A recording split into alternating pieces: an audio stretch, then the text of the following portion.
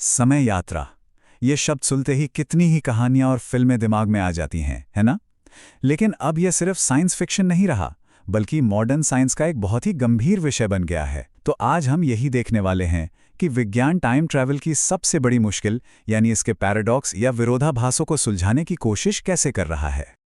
चलिए, सबसे मशहूर सवाल से शुरू करते हैं।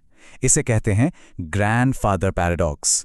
यही वो सवाल है जो उस पूरी गुत्थी को सामने लाता है जिसे आज हम सुलझाने वाले हैं। ठीक है, तो अब थोड़ा गहराई में उतरते हैं। देखिए, टाइम ट्रैवल की जितनी भी चुनौतियां हैं ना, वो असल में दो मुख्य तार्किक दुसपनों में सिमट जाती हैं। यही वो दो बड़ी वजह हैं जो इसे नामुमकिन सा बना देती हैं। तो हमारे सामने दो अलग अलग तरह की परेशानियां हैं। पहला है ग्रैंडफादर पैराडॉक्स, मतलब अगर कोई अतीत में जाकर कुछ बदल दे तो उसका खुद का वजूद ही खत्म हो जाएगा, जो कि एक विरोधाभास है। और दूसरा है बूटस्ट्रैप पैराडॉक्स।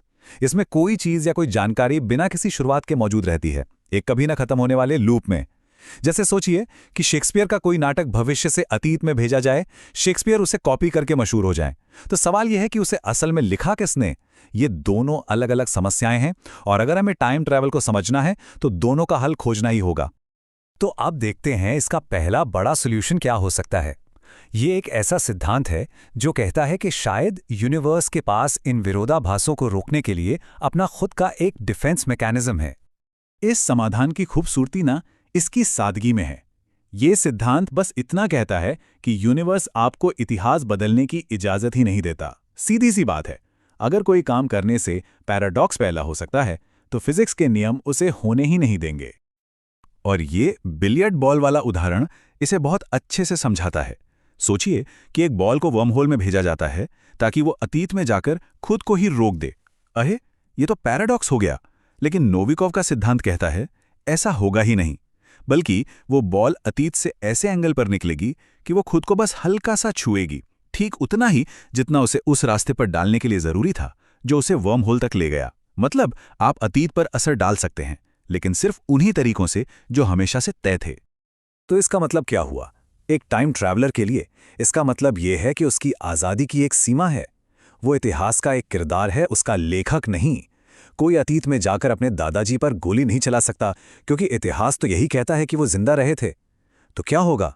हो सकता है बंदूक जाम हो जाए या निशाना चूक जाए, कुछ भी हो सकता है, लेकिन इतिहास खुद को नहीं बदलेगा। चलिए, अब कहानी को थोड़ा और आगे बढ़ाते हैं। अब तक हमने एक ऐसे सिद्धांत की बात की जो विरोधाभासों को होने से रोकता है, पर अब हम एक नए आइडिया की तरफ बढ़ रहे हैं जो बताता है कि शायद इन्हें कंट्रोल करने के कुछ सटीक लॉजिकल नियम भी हो सकते हैं। हाल की रिसर्च से एक बहुत दिलचस्प बात सामने आई है। ये जो काज़ल लूप्स हैं, ये शायद कोई समस्या है ही नहीं जिनसे हमें बचने की जरूरत है, बल्कि ये एक स्ट्रक्चर्ड लॉजिकल घटना हो सकती है जो कुछ नियमों का पालन करती है।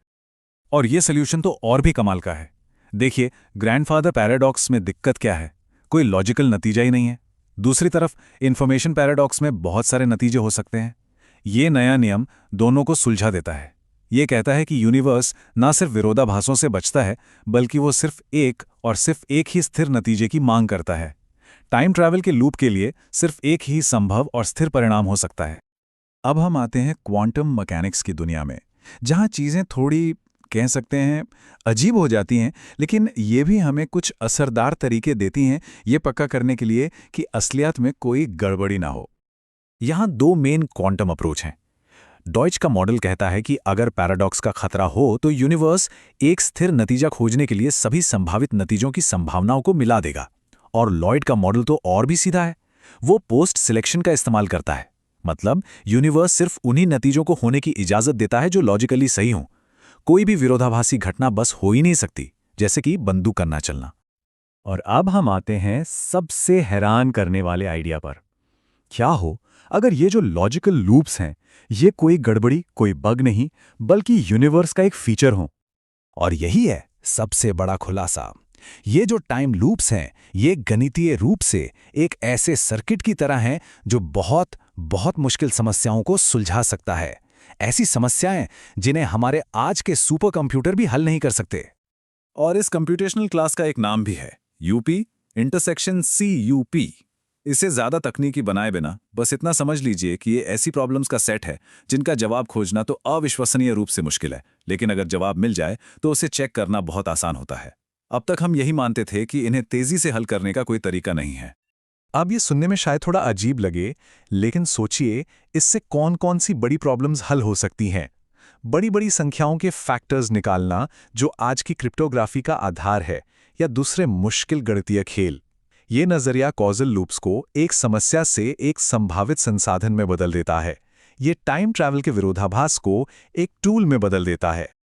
और आखिर में ये एक बहुत गहरा सवाल छोड़ जाता है। ये पूरी चर्चा को एक साथ जोड़ता है और हमें सोचने पर मजबूर करता है।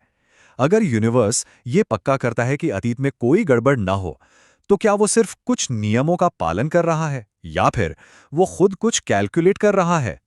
शायद यूनिवर्स के नियम सिर्फ नियम नहीं है, बल्कि एक बहुत बड़ी चल रही कैलकुलेशन का हिस्सा है। वाकई सोचने के लिए एक कमाल का विचार है।